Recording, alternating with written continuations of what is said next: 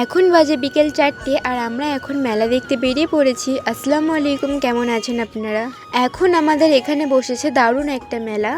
অনেকদিন ধরেই ভাবছিলাম যে মেলায় যাব, তো আজ সময় বার করে চলে এলাম। মেলায় ঢোকার সাথে সাথেই দারুণ একটা গন্ধ আর চারপাশের হইচই মনটা একদম ভালো করে দিল। আমরা যে সময় মেলায় ঢুকেছি সেই সময় একদম মেলা ফাঁকা ছিল, কোনো লোকজন ছিল না। তো আমরা অনেক ভালোভাবে ঘোরাঘুরি করেছি আর অনেক ভালোভাবেও কেনাকাটা করেছি। এখানে এসে ছোটবেলায় মেলা ঘোরার কথা মনে পড়ে গেল। মেলাতে কত রকমের দোকান বসেছে, হরেক রকমের খেলনা, মাটির জিনিস, মেয়েদের সাজগোজের জিনিস, এইসব দেখে মনটা একদম ভালো হয়ে যায়। আর এই খেলনার দোকানে এসে গাড়িগুলো দেখে আমার ছোটবেলার একটা কথা মনে পড়ে গেল। ছোটবেলায় একটা লরি কিনে আমরা দু ভাই বোনে অনেক মারামারি করতাম। ও আমাকে খেলতে দিত না আর আমিও ওকে খেলতে দিতাম না। এই লরিতে একটা দড়ি বাঁধতাম আর কুচো কুচো ইট আর পাথর আর ধুলো বয়ে নিয়ে আসতাম বাড়িতে।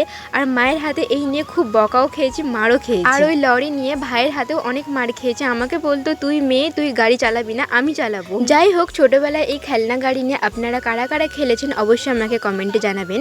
আর আপনাদের ভাই বোনের মধ্যে ঝগড়া হয়েছে কিনা সেটাও আমাকে বলবেন। আমি পেঁয়াজ কাটতে পারি না, আমার প্রচন্ড চোখ জ্বলে, তাই এখানে মা একটা ভেজ চপার নিয়েছে। আর দেখুন মা এটাকে নিয়ে কিভাবে চেক করছে যে আদৌ এটাতে পেঁয়াজ কাটা যাবে কিনা।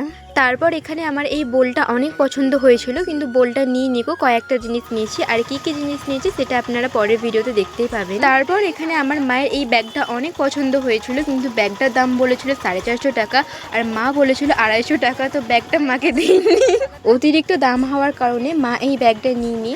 তারপর এখানে বিক্রি হচ্ছিল কটন ক্যান্ডি, তো আমি এক প্যাকেট কটন ক্যান্ডি নিয়ে খেতে খেতে পুরো মেলাটা ঘুরলাম। ছোটবেলায় আমরা এটাকে বলতাম বুড়ির চুল, আপনারাও কি এটাকে বুড়ির চুল বলতেন? তো আমার আজকের ভিডিওটি এখানেই শেষ করছি।